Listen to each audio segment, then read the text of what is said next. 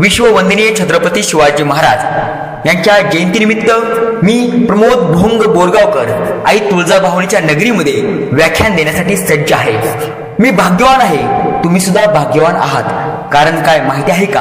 कारण आमचा जन्म हा ऑस्ट्रेलियामध्ये नाही झाला, अमेरिकेमध्ये नाही झाला, जर्मनीमध्ये नाही झाला, जपानमध्ये नाही झाला। अरे आमचा जन्म हा राजा शिवछत्रपतींच्या महाराष्ट्रामध्ये झालाय, महाराष्ट्रामध्ये। याच महाराष्ट्रामध्ये अनेक महापुरुष होऊन गेले, ज्यांच्या विचारांचा, नेतृत्वाचा, कर्तृत्वाचा अभ्यास करून आम्ही आमच्या आयुष्यामध्ये यशाचे यशस्वी पाऊल टाकत आहोत। त्या महापुरुषांना प्रथमतः अभिवादन करतो, ज्या माऊलीने एक नाही तर दोन छत्रपती घडवले आणि स्वतःच्या आयुष्याचा विचार बाजूला सारून उभ्या महाराष्ट्राचा संसार उभा केला, त्या स्वराज्य प्रेरिका राष्ट्रमाता राजमाता आऊसाहेब जिजाऊ। महाराष्ट्राच्या मातीतला प्रत्येक मावळ्याला स्वराज्याचे स्वप्न दाखवणारे शहाजीराजे भोसले, ज्यांचं नाव ऐकता क्षणी आमच्या घरातील प्रत्येक आईला आणि स्त्रीला असं वाटतं की असा राजा आमच्या घरामध्ये आमच्या पोटी जन्माला यावा, असा जगातला सर्वोत्तम राजा छत्रपती शिवाजी महाराज, ज्यांचा इतिहास वाचताना अंगावरती काटा उभा राहतो, डोळ्यातून अश्रूंच्या धारा वाहतात आणि पडणाऱ्या त्या प्रत्येक धारेमध्ये एक ज्वलंत आणि ज्वलंत छावा दिसतो। तो छावा म्हणजे छत्रपती संभाजी महाराज। या महापुरुषांना प्रथमतः अभिवादन करतो। टोपीवाला आणि माकडे ही गोष्ट तुम्हाला माहिती आहे। एक टोपीवाला असतो, तो टोप्या विकायला जात असतो। टोप्या विकायला जात असताना वाटेमध्ये एक जंगल लागतं, मग तो त्या जंगलातील एका झाडाखाली जातो, जेवण करतो, पाणी पितो आणि त्या ठिकाणी झोपी जातो। टोपीवाला झोपी गेल्यावर काही माकडे येतात, त्याच्या गाठोड्यामधल्या टोप्या घेतात आणि झाडावर जाऊन बसतात। टोपीवाला उठून बघतो तर काय, त्याच्या सगळ्या टोप्या माकडे घेऊन गेलेल्या असतात। टोपीवाला विचार करतो, आपल्या टोप्या वापस मिळवायच्या कशा? मग सुरुवातीला टोपीवाला हातामध्ये दगड धोंडे घेतो आणि झाडावरच्या माकडांना भिरकावून मारतो। माकडे हुशार असतात, माकडे पण त्याला झाडावरची फळं तोडतात आणि भिरकावून मारतात। दुसरा पर्याय म्हणून टोपीवाला त्या माकडांना वाकडं दाखवतो, माकडं पण त्याला वाकडच दाखवतात। आता शेवटचा पर्याय म्हणून टोपीवाला डोक्यावरची टोपी काढतो आणि खाली फेकतो, माकडं पण तसंच करतात, डोक्यावरची टोपी करतात आणि खाली फेकतात। तो टोपीवाला आता म्हातारा झाला आहे, त्याचा नातू आता टोप्या विकायला जाणार आहे। पण नातू टोप्या विकायला जात असताना टोपीवाला त्या नातूला सांगतो, हे बघ, तू टोप्या विकायला जात असताना वाटेमध्ये एक जंगल लागेल, त्या जंगलातील एका झाडाखाली जाऊन तू जेवण कर, नंतर पाणी पी आणि त्या ठिकाणी झोपी जा। तू झोपी गेल्यावर काही माकडे येतील, टोप्या घेतील, झाडावर जाऊन बसतील। तू भिवू नको, घाबरू नको, मी जसं सांगतो तसंच कर। नातू म्हटलं, आजोबा काय करायचं? टोपीवाला म्हटला, पहिल्यांदा त्या माकडांना दगड धोंडे मार, दुसऱ्यांदा त्या माकडांना वाकड दाखव आणि तिसऱ्यांदा तुझ्या डोक्यावरची टोपी काढ आणि खाली फेक। माकडं पण तसंच करतील, त्यांच्या डोक्यावरची टोपी काढतील आणि खाली फेकतील। नातू म्हटलं, आजोबा तुम्ही जसं मला सांगता मी तसंच करतो। नातू टोप्या घेऊन विकायला चालला। वाटेमध्ये जात असताना एक जंगल लागलं, त्या जंगलातील एका झाडाखाली गेला, जेवण केलं, पाणी पिला आणि झोपी गेला। नातू झोपी गेल्यावर काही माकडे आले, टोप्या घेतल्या आणि झाडावर जाऊन बसली। नातवाने विचार केला, आपल्या आजोबांनी आपल्याला काय सांगितलं आपण तसंच करायचं। नातवानं पहिल्यांदा दगड घेतला, त्या माकडांना भिरकावून मारला, माकडं हुशार, त्यांनी फळं फेकून मारली। दुसरा पर्याय काय सांगितला? दुसरा पर्याय आपल्या आजोबांना सांगितला की माकडांना वाकडं दाखवायचं। दुसऱ्या वेळेस त्या नातवानं माकडांना वाकडं दाखवलं, माकडं ही त्याला वाकडं दाखवू लागली। आणि मग आता शेवटचा पर्याय काय सांगितला की डोक्यावरची टोपी काढायची आणि खाली फेकायची। नातवाने डोक्यावरची टोपी काढली आणि खाली फेकली। त्याला वाटलं माकडं डोक्यावरची टोपी काढतील आणि खाली फेकतील, पण त्या माकडांनी तसं नाही केलं। त्या माकडा म्हटलं, माकडांचं एक पिल्लू झाडावरनं खाली उतरलं, नातवाच्या जवळ आले आणि खंदिशी नातवाच्या कानाखाली हाणली। नातवाला काही कळेना, तो म्हटला, बाबा माझी काय चूक आहे, मला जसं माझ्या आजोबाने सांगितलं मी तसंच केलं। माकडाचं पिल्लू त्याला म्हणालं, अरे बाबा तो म्हणतो ते बरोबर आहे, पण आजोबा काय तुला एकट्यालाच आहेत काय? आजोबा आम्हाला पण आहेत की, आमच्या आजोबाने सांगितलंय सगळं करायचं, पण डोक्यावरची टोपी नाही काढायची, डोक्यावरची टोपी खाली नाही टाकायची, खाली उतरायचं, नातवाच्या कानाखाली जाळ काढायचा। अहो मागच्या पिढीतली माकडं सुधारली, आमच्या पोरांनी कधी सुधारायचं? आम्ही बदललं पाहिजे, आम्ही सुधारलं पाहिजे। आता आमच्याकडे फेसबुक आलं, व्हॉट्सअप आलं आणि फेसबुकला आम्ही हाय बाय करू लागलो। सकाळी आमचा एक मित्र आहे, सकाळी 6ला हाय करतो आणि संध्याकाळी 10ला बाय करतो, दिवसभर कोराच। आमच्याकडे फेसबुकला आम्ही हाय करू लागलो, आमच्याकडे व्हॉट्सअपवर आम्ही हाय करू लागलो. अरे नको हाय आम्हाला, नको बाय आम्हाला, आम्हाला हवंय फक्त आणि फक्त जय शिवराय, जय शिवराय. बाळासाहेब ठाकरे यांचे वडील प्रभू धनराज ठाकरे असे म्हणतात की जय शिवराय या शब्दामध्ये एवढी ताकद आहे की त्यांच्या पुढे 33 कोटी देवांचे फलटण बाद होते. म्हणून अभिमानाने म्हणत जावा जय जिजाऊ, जय शिवराय, जय शंभूराजे. अरे लक्षात ठेवा, ज्यावेळेस आम्ही जय शिवराय म्हणतो त्यावेळेस आमचा ऊर भरून येतो, आमच्या काळजामध्ये स्वाभिमानाची आणि अभिमानाची जाणीव होते. ज्यावेळेस आम्ही जय शंभूराजे म्हणतो त्यावेळेस आमच्या काळजामध्ये शौर्याची, धैर्याची आणि पराक्रमाची आग पेटते. ज्यावेळेस आम्ही जय जिजाऊ म्हणतो त्यावेळेस आमच्या काळजामध्ये साहसाची, धाडसाची आणि देश अभिमानाची जाणीव होते. त्यामुळे अभिमानाने म्हणत जावा जय जिजाऊ, जय शिवराय, जय शंभूराजे. मला अभिमान आहे ज्यावेळेस मी तुळजापूर नगरीमध्ये व्याख्यानासाठी आलो त्यावेळेस माझं स्वागत हे जय शिवराय म्हणून केलं. अरे महाराष्ट्रामध्ये व्याख्यान देत असताना मला जर कोणी विचारलं प्रमोद भोंग आम्हाला शिवरायांचे मावळे पाहायचे आहेत, तर मी त्यांना अभिमानाने सांगेन महाराष्ट्रामध्ये मराठवाड्यामध्ये जा, मराठवाड्यातील उस्मानाबाद जिल्ह्यामध्ये जा, उस्मानाबाद जिल्ह्यातील तुळजापूर शहरामध्ये जावा, तुम्हाला घराघरामध्ये छत्रपती शिवरायांचे मावळे दिसतील. पाठीमागच्या महिन्यात उस्मानाबादच्या एका शाळेवरती माझं व्याख्यान झालं. व्याख्यान संपल्यावर इयत्ता 8वीची झरीना शेख नावाची मुलगी माझ्याकडे आली आणि मला म्हणाली, सर मैं आपको एक सवाल पूछना चाहती हूँ. मी म्हटलं बेटा पूछो. सर शिवाजी महाराज उनके जीवन में टॉप थे ना. मी म्हटलं बेटा शिवाजी महाराज तो उनके जीवन में सभी क्षेत्रों में टॉप थे. तो सर शिवाजी महाराज उनके जीवन में क्यों टॉप थे. बेटा सुन लो, शिवाजी महाराज उनके जीवन में इसलिए टॉप थे क्योंकि उनका माइंड पावर टॉप था. सर मैं आपको आखिरी सवाल पूछना चाहती हूँ. मैं मतलब बेटा पूछो. सर जब तक चांद, सूरज, धरती रहेगी तब तक शिवाजी महाराज का नाम रहेगा ना. मैं मतलब बेटा यहाँ का सूरज मिटेगा, यहाँ की धरती मिटेगी, यहाँ का चांद मिटेगा, लेकिन हमारे छत्रपति शिवाजी महाराज का नाम कभी भी नहीं मिटेगा. शिवाजी महाराजांचं एकूण आयुष्य किती? 19 फेब्रुवारी 1630 शिवरायांचा जन्म आणि 3 एप्रिल 1680 शिवरायांचं निधन. एकूण दिवसांचा विचार केला तर 18,307 दिवस शिवाजी महाराज जगले आणि वर्षांचा विचार केला तर 50 वर्ष 1 महिना 16 दिवस. म्हणजे शिवाजी महाराजांना एवढं कमी आयुष्य लाभलं, पण एवढ्या कमी आयुष्यामध्ये शिवाजी महाराजांनी एवढे मोठे पराक्रम केले. म्हणून आजही माझ्या राजाची जयंती तुम्ही आम्ही एवढ्या उत्साहाने साजरी करत आहोत. अरे जगामध्ये राजे अनेक झाले, महाराजे अनेक झाले, पण जगाच्या पाठीवर असे एकच राजे होऊन गेले की जे राजे ना भूतो ना भविष्य असे एकमेव राजे होऊन गेले. ते राजे म्हणजे छत्रपती शिवाजी महाराज. शिवराय माणुसकीचे राजे होते, शिवाजी महाराज रयतेचे राजे होते, शिवाजी महाराज स्वाभिमानी राजे होते, शिवाजी महाराज गोरगरिबांचे राजे होते. म्हणून आजही महाराष्ट्राच्या प्रत्येक घरातील माणसांच्या काळजामध्ये माझे शिवछत्रपती जिवंत आहेत. हे माझ्या राजाचं सगळ्यात मोठं वैशिष्ट्य आहे. पुण्यापासून 9 कोसावर खेड शिवापूरच्या जवळ रांझे नावाचं गाव आहे. या रांझे गावावरून घोड्यांच्या टापांचा आवाज करत, धुळीचे लोट उडवत शिवाजी महाराज, बाजी पासलकर आणि त्यांचे इतर सहकारी जात आहेत. घोड्यांच्या टापांचा आवाज ऐकून, धुळीचे उडालेले लोट पाहून एक गरीब शेतकरी गुडघे इतकं फाटकं धोतर असलेला, खांद्यावर फाटका पंचा टाकलेला राजांच्या समोर आला आणि आर्त हाकेने राजांना सांगू लागला, राजे राजे न्याय करा, राजे न्याय करा.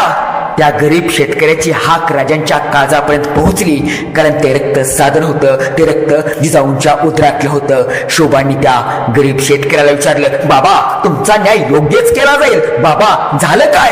राजे गावच्या पाटलानं बाबाजी गुजर त्याचं नाव दिवसा ढवळ्या माझ्या पोरीची अब्रू घेतली, लुटली, भोगली. पोरीनं अब्रू सहन झाले नाही म्हणून राजे गावच्या विहिरीमध्ये जाऊन जीव दिला, स्वतःला संपवलं. राजे राजे घराची राख रांगोळी झाली. राजे राजे न्याय करा, राजे न्याय करा. हे ऐकलं आणि राजांच्या मुठी आवळल्या, डोळे लालबुंद झाले आणि येसाजींना राजांनी आदेश दिला, येसाजी त्या हरामखोरला कैद करा, पुण्यास घेऊन या. येसाजीनं रांझ्याच्या पाटलाला कैद केलं, पुण्यास आणलं, राजांच्या समोर उभा केलं. आणि शोभांनी विचारलं, बोल बाबाजी, तुला गुन्हा कबूल आहे का? बोल बाबाजी, तुला गुन्हा कबूल आहे का? राजे गुन्हा कबूल आहे, पण एक वेळ माफी असावी राजे एक वेळ माफी असावी. राजाच्या पाठीला आहे म्हणून राजाने माफी नाही केली. राजाने दुष्ट विचारांचा आणि दुष्ट लोकांचा नाश केला आहे. राजाने आदेश दिला, साजी, स्वराज्यातील स्त्रीवर बलात्कार केला म्हणून या हरामखोराचा चौरंगा करा, याचे हात पाय कलम करा. पण लक्षात ठेवा एसाजी, ह्याला मरू देऊ नका, याच्या जखमा तुपात बुडवा. एसाजीने विचारलं, राजे गुन्हा मोठा आहे, मग ह्याला मारायचं का नाही? ह्याला जिवंत का ठेवायचं? एसाजी, ह्याला जिवंत एवढ्यासाठी ठेवायचा, ह्याचे हातपाय कलम केलेले पाहून स्वराज्यामध्ये पुन्हा रांद्याचा पाटील होणार नाही. एसाजी, पुन्हा रांद्याचा पाटील होणार नाही. शिवाजी महाराजांनी रांद्याच्या पाटलाला शिक्षा सुनावली. हे पत्र आहे 28 जानेवारी 1646. म्हणजे या तारखेचा विचार केला तर शिवाजी महाराजांना 16 वर्ष पूर्ण होण्यासाठी 21 दिवस कमी आहेत. मग आमची 16 वर्षाची पोरं काय करतात? जत तालुक्यामध्ये 16 वर्षाच्या मुलानं आपल्या आईनं मोबाईल दिला नाही, आईचा खून केला. काश्मीरमध्ये आसिफा नावाच्या मुलीवर बलात्कार झाला, याच्यामध्ये 16 वर्षाच्या मुलाचा समावेश आहे. अरे मग आमची पोरं काय करतात? आमच्या पोरांच्या डोक्यामध्ये आता शिवचरित्र पेरा, शिवरायांचे विचार पेरा. अरे लक्षात ठेवा, ज्या दिवशी माझे पोरं शिवरायांचा विचार समजून घेतील, शिवराय समजून घेतील, त्या दिवशी माझ्या देशातील पोरं दुसऱ्यांच्या आईला आणि बहिणीला सुद्धा स्वतःची आई आणि बहिणच मानतील. महाराजांनी रांजेच्या पाटलाला शिक्षा सुनावली. याच वेळी आऊसाहेब जिजाऊ पण सोबत होत्या. महाराजांच्या मनामध्ये विचार आला, आपण सुनावलेली शिक्षा योग्यच आहे का? म्हणून शोभांनी आऊसाहेबांना सांगितलं, आऊसाहेब, रांजाच्या पाटलाचा आम्ही चौरंगा केला, आऊसाहेब, आम्ही योग्यच केलं ना. त्यावेळेस जिजाऊ आऊसाहेब शोभांना म्हणाल्या, शोभा, तुमच्याकडून चूक झाली. आऊसाहेब, काय चूक झाली आमच्याकडून? काय चुकलं? शोभा, त्या हरामखोराचं मस्तक करायला पाहिजे होतं, मस्तकच कलम करायला पाहिजे होतं. शोभा, मस्तकच कलम करायला पाहिजे होतं. जिजाऊंच्या शोभांच्या या विचारांनी महाराष्ट्र गल्ला आहे. शिवाजी महाराजांचं 16व्या वर्षीचं सामाजिक न्याय व्यवस्थेचे पहिलं जिवंत उदाहरण आहे. पण त्याच शिवरायांच्या महाराष्ट्रामध्ये आमची न्याय व्यवस्था कशी आहे? कवी सूर्यकांत डोळस पाटील खूप छान लिहितात. एका 70 वर्षाच्या आजीला कोर्टाच्या समोर पाहिलं आणि विचारलं, आजीमाय, वयाच्या 70व्या वर्षी कोर्टाच्या समोर काय करते? त्यावेळेस त्या आजीने सांगितलं, बाळा, 17व्या वर्षी बलात्कार झाला होता, 70व्या वर्षी निकाल आहे. ही आमची न्याय व्यवस्था. शिवरायांनी स्त्रियांना योग्य न्याय दिला आहे, स्त्रियांचा सन्मान केला आहे, स्त्रियांचा मान राखला आहे. आपल्या सुनबाई महाराणी येसुबाई यांना प्रशासनाचे अधिकार दिले आहेत. म्हणजे स्त्रियांचा सन्मान करणारे, स्त्रियांचा आदर राखणारे जगाच्या पाठीवरचे एकमेव राजे म्हणजे छत्रपती शिवाजी महाराज. हिरकणीचा प्रसंग तुम्हाला आम्हाला माहिती आहे. रायगडाच्या पायथ्याशी रायगडवाडी नावाचं गाव आहे. या रायगडवाडीमध्ये हिरा नावाची गवळण राहत होती. ही हिरा दूध, दही, तूप, लोणी घ्यायची आणि रायगडावर जाऊन विकायची. एके दिवशी सकाळी सकाळी काही गवळणी हिराकडे आल्या आणि हिराला सांगू लागल्या, हिरा, आज शिमग्याचा दिवस आहे बघ. आज आपण रायगडावर लवकर जायचं, दूध घालायचं, 4 पावलं फिरायचं, होळीच्या माळावर जायचं, शिमग्याची सोंग बघायची आणि मगच गडाच्या खाली यायचं. गवळणीच्या गप्पा ऐकत ऐकत हिरानं आपल्या 6-7 महिन्याच्या चिमुकल्या बाळाला झोपवलं आणि डोक्यावर दुधाचा हंडा घेऊन हिरा रायगडावर आली. रायगडावर येऊन दूध घालायला सुरुवात केली. दूध घालायचं झालं आणि मग हिरा होळीच्या माळावर येऊन शिमग्याची सोंग पाहू लागली. सोंग पाहत असताना दिवस मावळलेला सुद्धा हिराच्या लक्षात आला नाही. पण याच वेळी अचानक तोफेचा धडाम धूम असा आवाज आला आणि हिराला समजलं आता गडाचे दरवाजे बंद होणार. हिरा धावत गडाच्या दरवाजाच्या जवळ आली आणि जाऊन बघते तर काय, किल्ल्याचे दरवाजे बंद झालेत. हिरा धावत किल्लेदाराच्या जवळ गेली आणि किल्लेदाराला सांगू लागली, दादा, किल्ल्याचा दरवाजा उघडा ना. दादा, माझं 5-6 महिन्याचं तान बाळ खाली आहे. ओ दादा, माझं 5-6 महिन्याचं तान बाळ माझी खाली वाट पाहते. ओ दादा, किल्ल्याचा दरवाजा उघडा ना. त्यावेळेस किल्लेदार म्हणाला, ताई हा माझा नियम नाही, हा स्वराज्यामधील प्रत्येक किल्ल्याचा नियम आहे की सूर्य मावळल्यावर किल्ल्याचे दरवाजे बंद करायचे आणि सूर्य उगवल्यावर किल्ल्याचे दरवाजे उघडायचे. ताई आता साक्षात छत्रपती शिवाजी महाराज जरी आले तरी किल्ल्याचे दरवाजे उघडले जाणार नाहीत, कारण आम्ही शिवाजी महाराजांच्या शिवशाहीतले किल्लेदार आहोत. हे बघ ताई, फार तर उद्या सकाळी लवकर दरवाजा उघडू, पण आता दरवाजा उघडला जाणार नाही. पण काय करावं? हिरकणीला तिच्या बाळावरचं प्रेम तिला शांत बसू देण्यात गेलं. हिरकणीने घराच्या खाली उतरण्याचा निर्णय घेतला. एका तटबंदीवरती आली आहे. तटबंदीवर एक झाड आहे आणि त्याच्या खाली मोठमोठी शिळा आहे. अरे या हिराने काय करावं? एखाद्या मर्द माणसाची डेअरिंग होणार नाही, ती डेअरिंग हिराने केली. हिराने त्या झाडाला साडी बांधली आणि त्या तटबंदीवर हिरा खाली उतरली. झाडा झुडपामुळे अनेक ठिकाणी ओरबलल्यामुळे तिच्या शरीरातून फक्त रक्त आणि रक्तच वाहत होतं आणि त्याच अवस्थेत हिरा खाली उतरली आणि तिने आपल्या बाळाला आपल्या कुशीत घेतलं. दुसऱ्या दिवशी सकाळी हिरकणी दूध, दही, तूप, लोणी घेऊन रायगडावर आली. किल्लेदाराच्या लगेच लक्षात आलं, हिरकणी रात्री गडावरून खाली गेलीच नाही, मग हिरकणी खालून वर कशी येत आहे? किल्लेदाराला प्रश्न पडला. रायगड म्हणजे गरुडाच्या भक्षणीसारखा, मुंगीला हे खाली जाता येत नाही, वाऱ्यालाही वर येता येत नाही. अरे मग हिरकणी गडाच्या खाली गेलीच कशी? किल्लेदाराला काही समजेना. त्याने शिवरायांना ही बातमी सांगितली. शिवरायाने ताबडतोब गुप्तहेर खात्याला आदेश दिला, हिरकणी गडाच्या खाली गेलीच कशी? तपास करा, शोधा. 2 दिवसामध्ये अहवाल आला. हिरकणी तटबंदीवरून खाली गेली. शिवरायांनी हिरकणीला दरबारात बोलावण्यात आलं. अधिकारी हिराच्या घरी गेले आणि हिराला सांगितलं, हिरा चल लवकर, तुला शिवाजी महाराजांनी बोलावलं आहे. हिरा घाबरून गेली आहे. तिला काय समजेना. गडाचे नियम तोडून आपण खाली गेलो आहोत. हिरा रडते आणि रडत शिवाजी महाराजांच्या समोर आले आहे. शिवरायांनी हिराला विचारलं, हिरा तू गडाच्या खाली गेलीच कशी? हिराने घडलेला सारा वृत्तांत शिवाजी राजांना सांगितला. राज माझं 5-6 महिन्याचं तान बाळ गडाच्या खाली होतं बघा. राज माझ्या पोराच्या प्रेमापायी मी खाली गेले आहे. राज माझ्या मनात काळा बिळ काहीच नव्हतं बघा. राजांनी ही हकीकत ऐकली आणि राजे सिंहासनावरून खाली उतरले. साडी चोळी देऊन हिराचा सत्कार केला आणि राजे हिराला म्हणाले, हिरा तुझ्यासारखी आई जोपर्यंत माझ्या स्वराज्यात आहे ना, तोपर्यंत या स्वराज्याला काहीच कमी पडणार नाही. अगं हिरा, तुझ्यासारखी साहसी आणि धाडसी बहीण माझ्या स्वराज्यामध्ये आहे, म्हणून या स्वराज्याचे भाग्यच आहे. अरे जगामध्ये राजे अनेक झाले, महाराजे अनेक झाले, पण दुसऱ्याच्या आईला आणि बहिणीला सुद्धा स्वतःची आई आणि बहीण म्हणून तिला साडी चोळी देऊन तिचा सत्कार करणारे जगामध्ये एकच राजे झाले, ते राजे म्हणजे छत्रपती शिवाजी महाराज. शिवरायांनी स्वराज्यातील प्रत्येक स्त्रीला बहिणीचा दर्जा दिला आहे.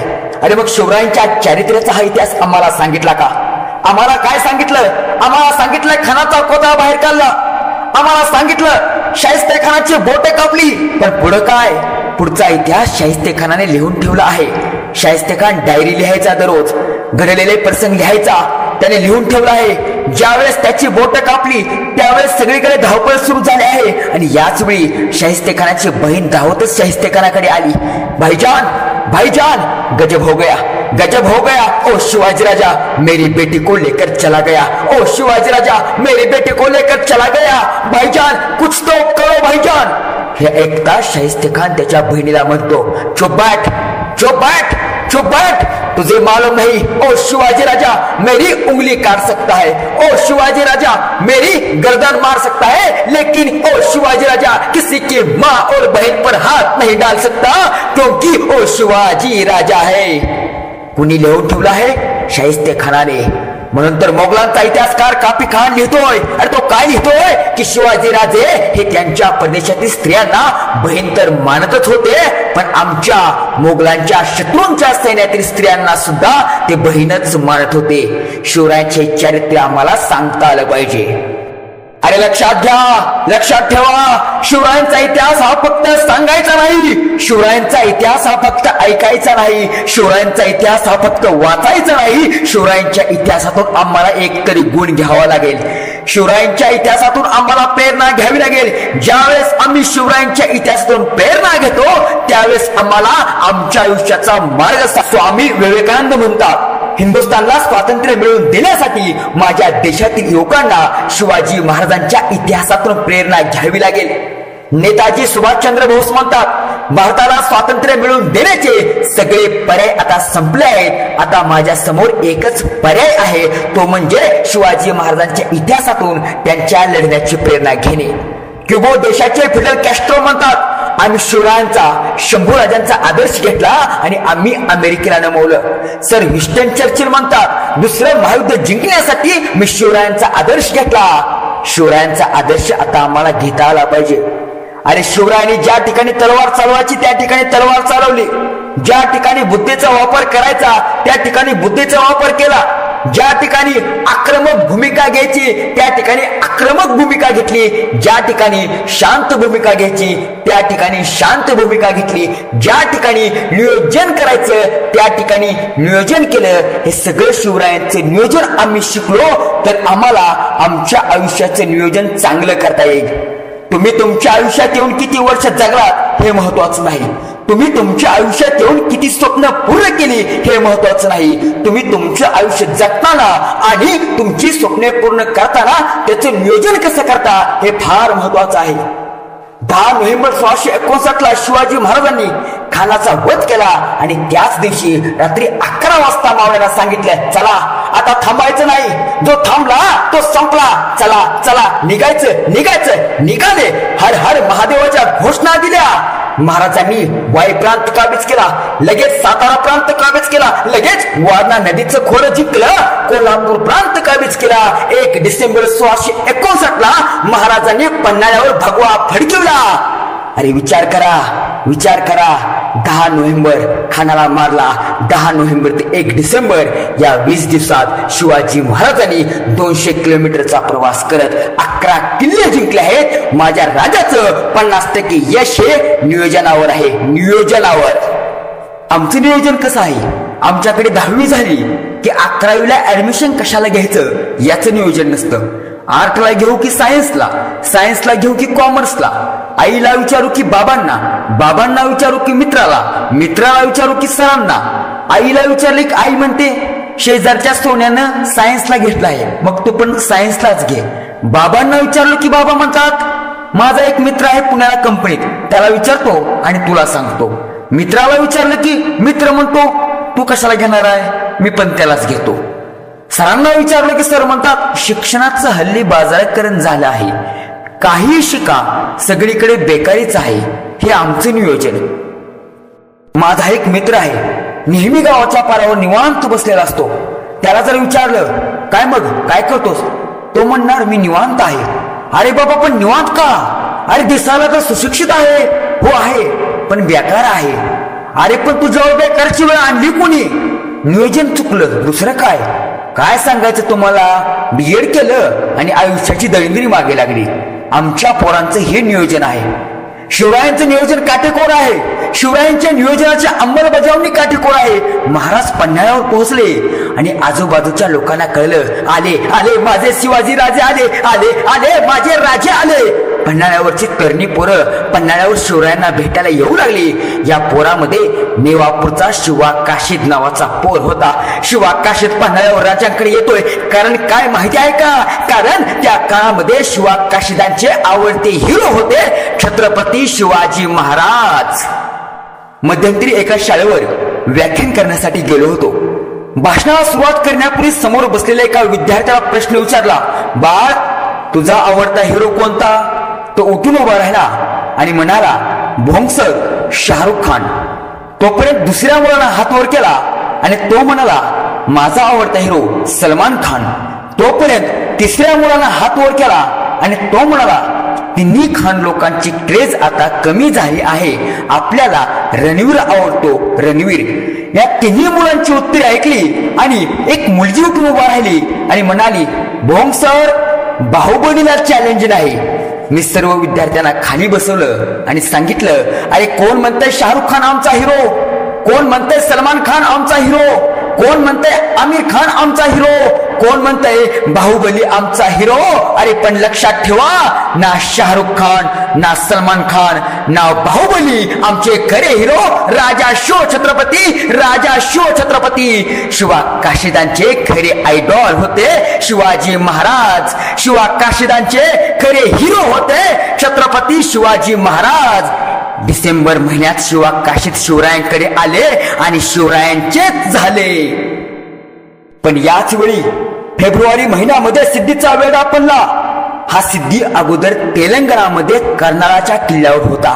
आदिलशहानं त्याला तिथून बोलावून घेतलं आणि फेब्रुवारी 1660 मध्ये सिद्धी जोहरचा वेढा पडला.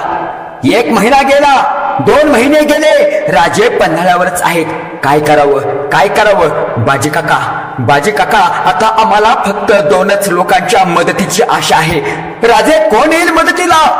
बाजी काका आमचे नेताजी, नाहीतर हा विशाल सह्याद्री येईल मदतीला. आणि बातमी समजली सरसेनापती नेताजी पाळकरांना. सिद्धी जोहरनं पन्हाळ्याला घेरलाय, सिद्धी जोहरनं पन्हाळ्याला वेढा मारलाय. नेताजी पाळकरांनी सिद्धी हिलालला सोबत घेतलं. चला, प्राण गेला तरी चालेल, जीव गेला तरी चालेल, चला जावं लागेल, चला. आणि ठरलं सिद्धी जोहरचा वेढा उठवायचं ठरलं. हर हर महादेवाच्या घोषणा करीत नेताजी पाळकरांनी छापा मारला. पण सैन्य कमी पडल्यामुळे पराभव स्वीकारावा लागला. राजांनी विचार केला, आता तलवारीचा उपयोग नाही, आता बुद्धीचा वापर करावा लागेल. मग राजाने शिवा काशीदांना बोलावून घेतलं आणि ठरलेला बेत सांगितला. शिवा तुम्हाला आता शिवाजी महाराज व्हायचा आहे. आणि ठरलेल्या प्लॅनिंग प्रमाणे 13 जुलै 1660 ला शिवाजी महाराज, बाजी प्रभू, फुलाजी प्रभू देशपांडे आणि सोबत 600 निवडक मावळे घेतले आणि विशाळगडाकडे वाटचाल केली. दुसरीकडे राजांचं रूप घेतलेला शिवाजी काशीत निघाला तहाची बोलणी करण्यासाठी. पण यावेळी शाम्यानात अबुजल खानाचा मुलगा फाजल खान होता. त्यानं बघितलं, अरे ये तो शिवाजी नहीं है, शिवाजी का हमशक्ल है. या अल्लाह क्या हो गया, ये शिवाजी नहीं है. दगा हो गया. फाजल तुम क्या बकते हो, यही शिवाजी है. नहीं, हमारे अब्बाजान के साथ शिवाजी की लड़ाई हुई थी. उसी समय शिवाजी के माथे पे कृष्णाजी भास्कर कुलकर्णी ने वार किया था. इसके माथे पे निशान नहीं है, ये शिवाजी नहीं है. सच बता कौन है तू? त्यावेळेस शिवाजी काशीत म्हणाले, मैं हो शिवाजी, लेकिन सुन ले, मैं शिवाजी भोसले नहीं, मैं शिवाजी काशीद हूँ. या अल्लाह क्या हो गया, कहाँ चला गया शिवाजी. त्यावेळेस त्याला माझे शिवाजी काशीद म्हणतात. अरे गेले, माझे राजे गेले, जहाँ उनको जाना था वहाँ मेरे राजे चले गए. अरे चुप बैठ, मार दूंगा तुझे.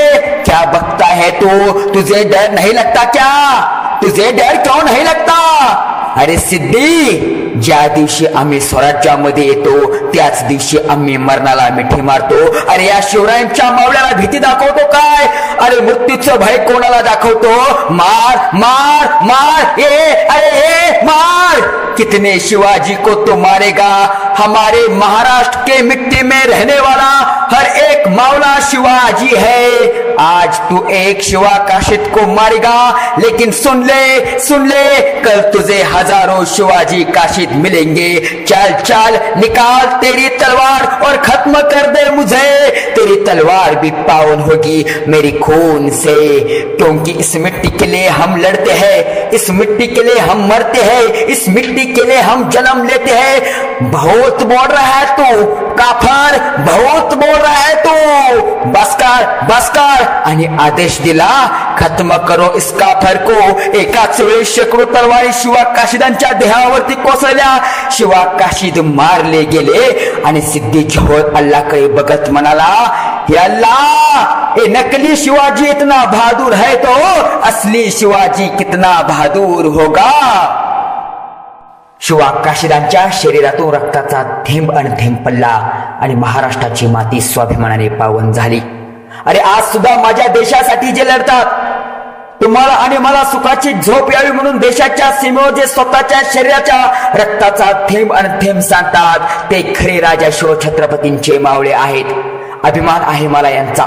मला जर कोणी विचारलं प्रमोद भोंग शिवरायांचे मावळे कोठे आहेत तर मी त्यांना सांगेन हेमंत करकरे, अशोक कामते, विजय सावरकर यांनी देशाच्या सेवेसाठी रक्त सांडलं. 26/11च्या वेळी या शूरवीरांनी स्वतःच्या शरीराच्या रक्ताचा थेंब आणि थेंब या मातीसाठी बहाल केला.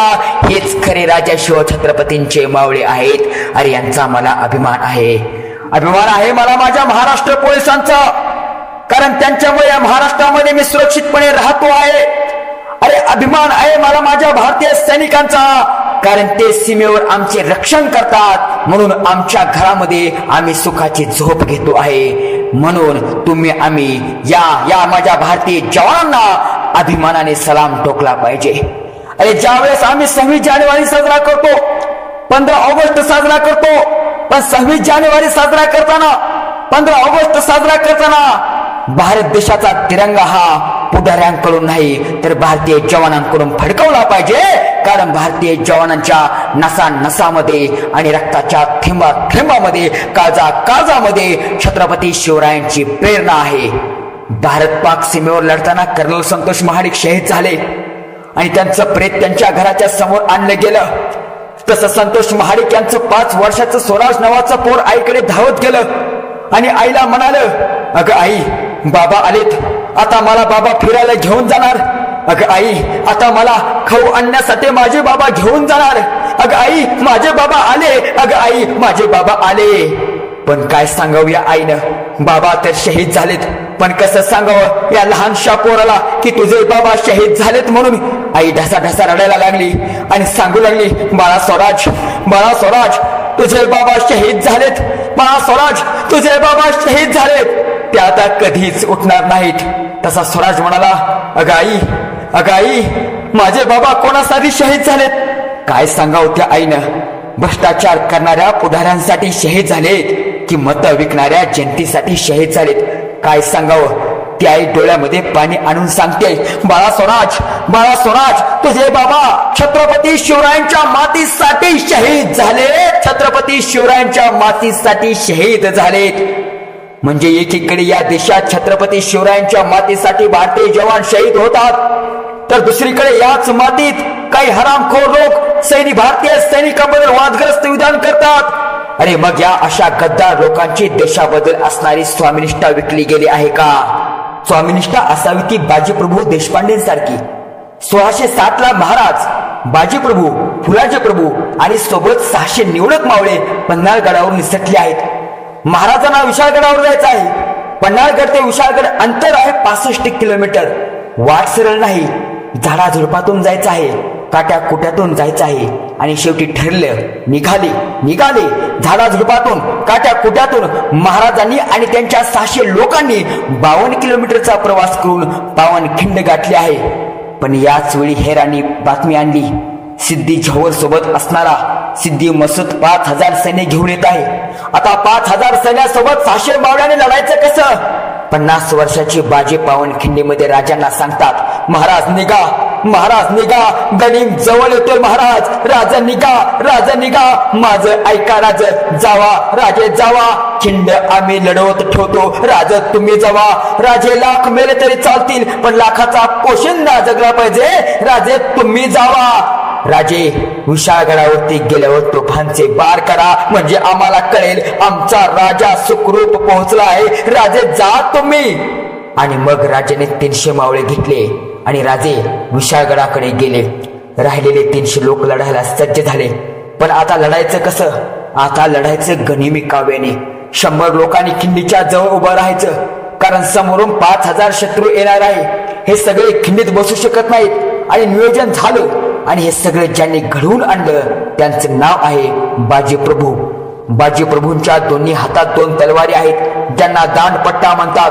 बाजीप्रभूंनी हातामध्ये दांडपट्टा घेतला, हर हर महादेवाच्या घोषणा दिल्या आणि मावळ्यांना सांगितलं, चला आता लढायचं, तोपर्यंत लढायचं, जोपर्यंत तोफेचा आवाज येत नाही तोपर्यंत लढायचं. काही सुरू झाली. सकाळी 9 ला चालू झालेली लढाई संपता संपेना. सिद्धी संतापला, वैतागला. 300 लोकांचं वादळ त्याला पुढे जाऊ देना गेलं. काय करावं त्याच्या लक्षात आलं, ह्यांचा म्होरक्या कोण आहे बघा आणि अगोदर त्या म्होरक्याला मारा. मावळ्यांचा म्होरक्या होते बाजीप्रभू देशपांडे. आणि सिद्धी मसूदने सैन्याला आदेश दिला, पहले बाजी प्रभु को खत्म करो, पहले बाजी प्रभु को खत्म करो. अगर बाजी प्रभु को खत्म किया तो लड़ाई खत्म हो जाएगी. पण त्यावेळेस त्याचं सैन्य सिद्धीला म्हणालं, अरे हम बाजी प्रभु को खत्म करेंगे, लेकिन पहले हमें ये बताओ इसमें बाजी प्रभु कौन है. इथे आम्हाला सगळेच बाजी दिसतात, कोण है इसमें बाजी प्रभु. आणि मग सिद्धी मसूद म्हणाला, जो सबसे ज्यादा लाल हुआ है ना वो है बाजी प्रभु. सगळ्यात जास्त लाल झालेला आहे बाजी, जो रक्तामध्ये न्हावून निघाल आहे तो आहे बाजी. आणि मग त्याच्या सैन्यानं बाजींना बघितलं, बाजींना कळून चुकलं, मृत्यू समोर आला आहे. पण बाजींना माहिती होतं तोफांचे आवाज आणखीन आले नाहीत, अजून माझे राज्य गडावर पोहोचले नाहीत. मला मरण मान्य नाही, मला उठावं लागेल, मला लढावं लागेल. बाजी पुन्हा उठले, पुन्हा लढायला लागले आणि शेवटी तोफांचा आवाज आला आणि मग घोडखिंडीमध्ये बाजीने प्राण सोडला. बाजींच्या बलिदानाने घोडखिंड पावन झाली, घोडखिंड पावन झाली आणि म्हणून घोडखिंडचं नाव पडलं पावनखिंड, पावनखिंड. शिवरायांच्या मावळीने स्वराज्यासाठी स्वतःच्या शरीरामधलं उसळणारं रक्त वाहिलं. आम्ही मात्र हे सांगणाऱ्या बिअरच्या बाटल्या एकमेकांच्या अंगावर वाहतो. शिवरायांच्या मावळ्याने गडकिल्ल्यासाठी स्वराज्यासाठी बलिदान दिलं, आम्ही मात्र त्यांच्याच गडकिल्ल्यावर जातो, हातामध्ये खडू घेऊन त्याचं आणि तिचं नाव टाकतो, जणू काही ती स्वतःच्या बापाची इस्टेट आहे. मग आमच्या महाराष्ट्राची वाटचाल नेमकी कोणत्या दिशेने चालू आहे. एक कवी कवितेमध्ये म्हणतो, राजे चला तुम्हाला तुमचा महाराष्ट्र दाखवतो. काय ते तुमचे मावळे होते जे लढले स्वराज्यासाठी, आणि काय ते विजयी सोहळे होते जे सजले राजमाता आऊसाहेब जिजाऊंसाठी. पण आज आम्ही काय करतो, पाण्याची तहान दारूवर भागवतो. चला ना राजे तुम्हाला तुमचा महाराष्ट्र दाखवतो. शेतामध्ये बाप राबराब राबतो तरी त्याचा पोरगा राजकारण्यांच्या मागे फिरतो. अहो राजकारण्यांना अंगा खांद्यावर घेऊन नाचताना यांचा आत्मा तरी कोठे दुखावतो. चला ना राजे तुम्हाला तुमचा महाराष्ट्र दाखवतो. भगव्याच्या नावाखाली आमदार खासदार कैक झाले, मावळे म्हणवतात आता त्यांचे चेले. त्यांचाही डोळा आता पक्षाचे झेंडे पाहून सुखावतो. म्हणूनच सह्याद्रीच्या कड्याकडे हिमालय डोळे वर करून रोखावतो. चला ना राजे तुम्हाला तुमचा महाराष्ट्र दाखवतो. रयतेच्या मतासाठी दारात येऊन जे भीक मागतात तेच पुढारी पुढील 5 वर्ष रयतेच्या डोक्यावर नसतात. गाडी आली, बंगला आला तरी यांना पैशाचा माज सुकावतो. इथे राजकारण्यांच्या कृपेने भ्रष्टाचार फुपावतो. चला ना राजे तुम्हाला तुमचा महाराष्ट्र दाखवतो. विसरले परंपरा आणि पराक्रमाची कोटे आता भाषाच नाही. तुमच्या मावळ्यांना इतिहासाची आता नशा नाही. वर्गणीच्या पैशाने मिरवणुका काढून उगीच खुशालकी मारतो. सह्याद्रीच्या कडेवरती हातामध्ये तलवार घेऊन फिरणारा आता मात्र बिअर बार आणि डान्स बार मध्ये मस्ती करतो. चला ना राजे तुम्हाला तुमचा महाराष्ट्र दाखवतो. चला ना राजे तुम्हाला तुमचा महाराष्ट्र दाखवतो. ही आज आमच्या पोरांची वाटचाल आहे. मग शिवाजी महाराजांच्या इतिहासातून आमच्या पोरांनी शिकायचं काय. शिवाजी महाराजांचा काळ हा तलवारीचा होता. मग आता आमच्या पोरांनी हातामध्ये तलवार घेण्याची आवश्यकता नाही. हल्ली आमच्या पोरांच्या हातामध्ये तलवार येते, मग तोडून टाकेन, कापून टाकेन. मग त्याला पाठिंबा देणारा गावातलाच एखादा असतो. तो त्याला म्हणतो तू चल पुढे, मी आहे. तो पुढे जातो, एखाद्यावर तलवारीचा वार करतो. अशा वेळी तो पुढे हो म्हणणारा मागच्या मागेच पळून जातो. आणि मग ज्याने तलवारीचा वार केला त्याला मात्र जेलमध्ये जावं लागतं. आणि तो जेलमध्ये गेल्यावर गावातला पुढेही नाही तर त्याच्या बापालाच भाकरी घेऊन यावं लागतं. ही आमची अवस्था आहे. अरे आमच्या पोरांच्या हातामध्ये तलवार नको, आमच्या पोरांच्या हातामध्ये काट्या नको, आमच्या पोरांच्या हातामध्ये दगड धोंडे नको, आमच्या पोरांच्या हातामध्ये कॉम्प्युटरचा माऊस द्या. आमच्या पोरांच्या एका हातामध्ये शिवाजी महाराजांचं शिवचरित्र द्या. आमच्या पोरांच्या दुसऱ्या हातामध्ये डॉक्टर बाबासाहेब आंबेडकरांची राज्य घटना द्या. आपली पोरं महाराष्ट्र घडवतील, आपली पोरं देश घडवतील. पण झालं काय, याच महाराष्ट्रामध्ये शिवाजी महाराजांचं नाव घेऊन डॉक्टर बाबासाहेब आंबेडकरांचं नाव घेऊन दंगली पेटवण्याचं काम केलं जातं. कोण म्हणतं भगवा आमचा, कोण म्हणतं निळा आमचा, कोण म्हणतं पिवळा आमचा. पण लक्षात घ्या, नको आहे आम्हाला पिवळा, नको आहे आम्हाला भगवा, नको आहे आम्हाला निळा, आमच्यासाठी आम्हाला हवा आहे फक्त आणि फक्त भारतीय तिरंगा. अरे मरायचं असेल तर भगव्यासाठी मरू नका, निळ्यासाठी मरू नका, पिवळ्यासाठी मरू नका. अरे मरायचं असेल तर भारतीय तिरंग्यासाठी मरा. ना जो धर्म के नाम पर, ना जो धर्म के नाम पर, ना मरो धर्म के नाम पर, इंसानियत ही है धर्म वतन का, बस जो वतन के नाम पर, बस जो वतन के नाम पर. अरे लक्षात घ्या, ज्या दिवशी आमच्या देशातील पोरांना शिवराय समजतील, भीमराय समजतील, त्या दिवशी माझ्या देशामध्ये दंगल होणारच नाही, दंगल घडणारच नाही. आम्हाला दंगली करायला कोण भाग पडतं, आमची मस्तकी भडकवायला कोण भाग पडतं, हे आम्ही ओळखून घेता आलं पाहिजे. एका गिधाडाच्या पिल्लाला माणसाचे मांस खाण्याची इच्छा होती. मग ते आपल्या बापाला म्हणतं, बाबा मला माणसाचं मांस खायचं आहे. बाप माणसाचं मांस मिळवण्यासाठी फिरतो, पण त्याला कुठेच मांस मिळेना. मग त्याला मेलेलं डुक्कर दिसतं. तसं मग ते डुकराच्या मांसाचा गोळा घेऊन येतो आणि आपल्या पिल्लाला देतं. ते पिल्लू म्हणतं, नाही बाबा मला माणसाचंच मांस पाहिजे. त्याचा बाबा पुन्हा बाहेर जातो, फिरतो, पण त्याला माणूस काही सापडत नाही. परत मग त्याला मृत्युमुखी पडलेली गाय दिसते. मग तो त्या गायीचा तुकडा घेतो आणि आपल्या पिल्लाला देतो. ते पिल्लू म्हणतं, नाही बाबा मला माणसाचंच मांस पाहिजे, गायीचं नको. पोरगा एकुलता एक होता. आता पोरगा एकुलता एक म्हटल्यावर त्याचे लाड भरपूर करावे लागतात. आता बघा ना, आपल्या घरी जर एखादा एकुलता एक पोरगा असला, तो जर म्हणला बाबा मला 700 रुपयाचा चप्पल पाहिजे, त्याला 700 रुपयात चप्पल घ्यावीच लागते. पोरगा जर म्हणाला बाबा मला 10,000 रुपयाचा मोबाईल पाहिजे, बाबाकडे पैसे नसले तरी बाबा लोकांकडून पैसे उसने घेतो, पण पोराला 10,000चा मोबाईल घेतोच. पोरगा जर म्हणलं बाबा मला 40,000 रुपयाची गाडी पाहिजे, आई लगेच म्हणते त्याला गाडी घ्यावीच लागते. बघा आपलं पोरग नवसाचं आहे, एकुलता एक आहे, दुसऱ्यासारखी काय आपल्याला 4 नाही. ती एकुलता एक पोराचं भयानक लाल असतात, करावंच लागतं. नाहीतर ते लगेच म्हणतं पिऊ काय औषध. गिधाडाचं पिल्लू पण एकुलता एक होतं. गिधाडानं त्या डुकराचं मांस आणलं, त्याने खाल्लं नाही. त्याला गाईचं मांस आणून दिलं, त्याने खाल्लं नाही. ते म्हणतं बाबा मला माणसाचंच मांस पाहिजे. पोरांना आग्रह धरला आहे, पोरांना हट्ट धरला आहे. भयानक आणि भीषण कल्पना गिधाडाच्या डोक्यात आली. ते गिधाड त्या डुकराच्या मांसाचा तुकडा उचलतं, गाईच्या मांसाचा तुकडा उचलतं, डुकराच्या मांसाचा तुकडा एका मशिदीमध्ये टाकतं आणि गाईच्या मांसाचा तुकडा मंदिरामध्ये टाकतं. दोन्ही तुकडे आपापले काम व्यवस्थितपणे करतात. सकाळी माणसं येतात, ते दृश्य बघतात, त्यांचं राक्षसात रूपांतर होतं. एकमेकांचे खून करतात, दंगली करतात आणि माणसाचे प्रेतांचे ढीग पडतात. मग ते गिधाड येतं, माणसाचं मांस उचलतं आणि आपल्या पिल्लाला आणून देतं.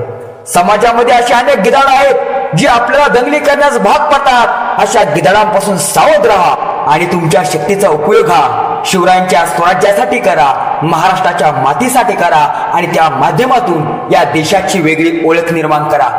रवींद्रनाथ टागोर ज्यावेळेस विदेशात गेले तेव्हा त्यांना प्रश्न विचारण्यात आला होता, रवींद्रनाथजी तुमच्या देशाची ओळख काय? त्यावेळेस रवींद्रनाथ टागोर यांनी सांगितलं, छत्रपती शिवाजी महाराज आणि त्यांचे मावळे हीच आमच्या देशाची खरी ओळख आहे. अरे मग काय वेगळे पण होतं या मावळ्यांकडे. 6 जून 1674 रोजी रायगड किल्ल्यावर छत्रपती शिवरायांचा शिवराज्याभिषेकाचा सोहळा होता. या सोहळ्याला स्वराज्यातले शिवरायांचे मावळे, कष्टकरी, शेतकरी, देश विदेशातील अनेक अधिकारी आले होते. हेनरी ऑक्झिंग्टन, रेव्हिंग्टन, टॉम्सन हे अधिकारी हा सोहळा पाहण्यासाठी सज्ज झाले होते. आणि पाहता पाहता 10 दिशा उजळल्या. धरती सज्ज झाली. 32 मन सोन्याच्या सिंहासनावर बसून 1 लाख लोकांच्या साक्षीने जगाच्या पाठीवरचा अलौकिक सोहळा शिवराज्याभिषेक सोहळा संपन्न झाला. राज्याभिषेक सोहळा संपन्न झाल्यानंतर शिवरायांनी 1 नाही 2 नाही तर तब्बल 16 प्रकारचा दानधर्म करायला सुरुवात केली. काहींना घोडे दिले, काहींना सोनं दिलं, काहींना चांदी दिली, काहींना वस्त्र दिले, काहींना अलंकार दिले. दानधर्म चालूच आहे. पण याच वेळी शोभाराजांची नजर गेली कोपऱ्यात उभ्या असलेल्या एका मावळ्याकडे. कोण होता तो मावळा? हा तोच मावळा होता ज्याने अग्र्याच्या कधीमध्ये स्वतःचा जीव धोक्यात घातला होता. कारण त्याला माहिती होतं माझ्यासारखे लाखो मावळे मिळे तरी चालतील, पण माझ्या स्वराज्याचा शिवसूर्य, शिव तेज जिवंत राहिला पाहिजे. तो मावळा होता मदारी मेहतर. राजे मदारीकडे बघून म्हणतात, मदारी मदारी, आग्र्याच्या कैदेमध्ये बाहेर पडताना तुम्ही तुमचा जीव धोक्यात घालून आमचा जीव वाचवला. बोला मदारी, काय हवं तुम्हाला? सोनं पाहिजे का? चांदी पाहिजे का? धन पाहिजे का? वस्त्र पाहिजे का? बोला मदारी, बोला, काय हवं तुम्हाला? त्यावेळेस मदारीने हंबरडा फोडला. राज राज, तुम्ही काय नाही दिला आम्हाला? राज राज, या मुस्लिम समाजाच्या मदारीला तुम्ही राजवाड्यात घेतलं. राज राज, तुम्ही फक्त मला राजवाड्यात नाही घेतलं राज, तर प्रत्येक क्षणाला तुम्ही तुमच्या सावलीत ठेवलं. राज, हे काय कमी केलं का राज? आणखीन काय मागू राजे तुम्हाला? नाही रे मदारी, काहीतरी माग. तू मागेन ते तुला दिलं जाईल. मदारी, तू फक्त भोट कर. राजे, तुम्ही म्हणताय तर मी एकच मागणं मागतो बघा. राजे, बोल बोल बोल, माग, काय पाहिजे तुला? बोल. राजे, ज्या पद्धतीने मी आपल्या गादीची सेवा केली त्याच पद्धतीने माझ्या वंशजांना तुमच्या गादीची सेवा करण्याची संधी द्या. आणि या सोहळ्यानिमित्त तुमच्या डोक्यावर फक्त छत्री पांघराचं काम द्या. राजे, बस राजे बस, याच्या पुढे मला काही नको. संपूर्ण विश्वाला ऐक्यतेचा संदेश देणाऱ्या जगाच्या पाठीवरचा एकमेव राजा म्हणजे छत्रपती शिवाजी महाराज आणि त्यांचे मावळे. हे माझ्या शिवाजी महाराजांच्या शिव इतिहासाची ताकद आहे. आमच्या पोरांना शिवरायांचा हा इतिहास शिकवा. आमच्या पोरांना शिवरायांच्या मावळ्याचा हा इतिहास शिकवा. पण आमच्या शाळेच्या पोरांना आम्ही काय शिकवलं? आम्ही फ्रेंच राज्यक्रांती शिकवली, रशियन राज्यक्रांती शिकवली, अमेरिकेचं स्वातंत्र्य युद्ध शिकवलं, पण माझ्या छत्रपती शिवरायांची शिवशाही शिकवली का? हा आमच्या पुढचा सर्वात मोठा प्रश्न आहे. आमच्या पोरांना शिवरायांची शिवशाही शिकवावी लागेल. शिवरायांच्या शिवचरित्रातून आम्हाला काहीतरी शिकावं लागेल. मला जर कोणी विचारलं, भोंग सर, शिवाजी महाराजांच्या इतिहासातून नेमकं काय शिकावं, तर मी एकच सांगेन, काही शिकवू नका, काहीच घेऊ नका. फक्त एक गोष्ट घ्या जी आज तुमच्या आमच्यासाठी काळाची गरज आहे. काय केलं आहे शिवाजी महाराजांनी? अफजल खानाला मारलं, शाहिस्तेखानाची बोटं छाटली, पण लक्षात घ्या याच्या पलीकडे जाऊन शिवाजी महाराजांनी काय केलं? 1661 साली शहाजीराजे महाराष्ट्रात आले आहेत. त्यावेळेस शिवाजी महाराजांनी आपल्या वडिलांचे जोडे आपल्या डोक्यावर घेऊन नाचले आहेत. शिवाजी महाराजांनी आपल्या आईचा, जिजाऊंचा एक शब्द सुद्धा खाली पडू दिला नाही. आपल्या आई वडिलांचं स्वप्न पूर्ण करण्यासाठी शिवाजी महाराजांनी स्वतःच्या आयुष्याचं रणांगण केलं आहे. आम्ही आमच्या आई वडिलांसाठी काय केलं? आम्ही म्हातारपणी त्यांचे वाटे पाडले. थोरल्याकडे म्हातार, धाकट्याकडे म्हातारी. अरे लक्षात घ्या, एक वेळेस या देशासाठी तुम्हाला काही करता आलं नाही तर करू नका. एक वेळ या राज्यासाठी काही करता आलं नाही तर करू नका. जिल्ह्यासाठी काही करता आलं नाही तर करू नका. तालुक्यासाठी काही करता आलं नाही तर करू नका. गावासाठी काही करता आलं नाही तर करू नका. तुम्ही फक्त तुमच्या आईवडिलांचे चांगले पुत्र व्हा. तुम्हीच शिवाजी महाराज व्हाल. तुम्हीच संभाजी महाराज व्हाल. शिवाजी महाराजांच्या शिवचरित्रातून हा संस्कार घ्या. जिजाऊंनी शिवबावरती, शंभू राजावरती चांगले संस्कार केले म्हणून शिवाजी राजे घडले, म्हणून संभाजी राजे घडले. आम्हाला सुद्धा आमच्या मुलावरती योग्य संस्कार करावे लागतील. पण झालं काय? सोशल नेटवर्किंगचं जाळं महाराष्ट्राच्या मातीमध्ये पसरलं गेलं आणि 5वी 6वीच्या मुलीला सुद्धा कळू लागलं फेसबुक म्हणजे काय, व्हॉट्सअप म्हणजे काय. भाऊ का नाही करणार तिला? तिचीच आई तिला सांगू लागली, बाळा गुगल सर्च कर, फेसबुक राईट कर, न्यू फ्रेंड ऍड कर. आमच्या घराघरामध्ये हीच अवस्था आहे. आमच्या घरामध्ये संध्याकाळी 7 वाजता टीव्ही चालू होते. मग टीव्हीवर आमच्या मुलांना आम्ही काय दाखवतो? आमच्या मुलांना आम्ही कार्टून दाखवतो. लक्षात घ्या, आमच्या मुलांना कार्टून दाखवू नका, मुलं कार्टून होतील. आमच्या मुलांना दिलवाले दाखवू नका, मुलं दिलवाले होतील. आमच्या मुलांना सैराट दाखवू नका, मुलं गैराट होतील. आमच्या मुलांना दररोज संध्याकाळी स्वराज्य रक्षक संभाजी दाखवा, घराघरामध्ये छावे तयार होतील, छावे. आणि हे संस्कार कोठे विकत मिळत नसतात. त्याच्यासाठी अशी व्याख्याने आयोजित करावी लागतात. ज्याने आजचा हा व्याख्यानाचा सोहळा आयोजित केला त्यांना माझा लाख सलाम. बराच वेळ झाला आहे, बोलतो आहे. जाता जाता फक्त एक छोटस उदाहरण सांगतो आणि या ठिकाणी थांब. 3 एप्रिल 1680 रायगडावर छत्रपती शिवाजी महाराजांचं निधन झालं आणि औरंगजेबाच्या साथी मुसेखानाला ही बातमी समजली. त्याने घोड्यावर टाच मारली आणि सरळ तो बहादूर गडावर औरंगजेबाकडे आला आणि औरंगजेबाला सांगू लागला, अलमपना अलमपना बहुत बढ़िया खबर है. अलमपना मोगली रियासत के लिए बहुत खुशी की खबर है. बोलो क्या हुआ? अलमपना, हमारे सबसे बड़े दुश्मन शिवाजी की मौत हुई है अलमपना। ही बातमी औरंगजेबाने ऐकली आणि तो शांतपणे गुडघे टेकून नवाजाच्या रूपात खाली बसला आणि दोन्ही हात वर करून खुदाला बोलला, हे अल्लाह, तेरे जन्नत के दरवाजे खुले रखना। माँ बहनों की इज्जत करने वाला एक महान योद्धा शिवाजी भोसले तेरे पास आ रहा है। अरे औरंगजेबासारख्या शत्रूने सुद्धा माझ्या राजाबद्दल हे उद्गार काढलेले आहेत। पण याच वेळी दरबारातल्या औरंगजेबाचं दृश्य बघून साखी मुसेखान औरंगजेबाला म्हणाला, बादशाह सलामत, बादशाह सलामत, शिवा तो हमारा दुश्मन था, तो दुश्मन के लिए इतना रहम क्यों? त्यावेळेस औरंगजेब त्या साकी मुसेखानाला म्हणतोय, सुन लो साकी, कान खोल के सुन लो साकी, तुझे मालूम नहीं साकी, शिवाजी जैसा राजा अब इस धरती पे दोबारा कभी नहीं पैदा होगा। ईमान का दूसरा नाम शिवाजी था। अरे हम तो उस खुदा का शुक्रिया अदा करना चाहते हैं क्योंकि हमें दुश्मन भी दिया, वो भी शिवा जैसा दिया। अरे माझ्या राजाचा इतिहास असा आहे की औरंगजेबासारख्या दुश्मनानं सुद्धा माझ्या राजाला सलाम ठोकला आहे, सलाम ठोकला आहे। रायगडावर शिवरायांचे निधन झालं आणि स्वराज्याचा शिवसूर्य इथंच मावळला। धन्यवाद। जय जिजाऊ, जय शिवराय।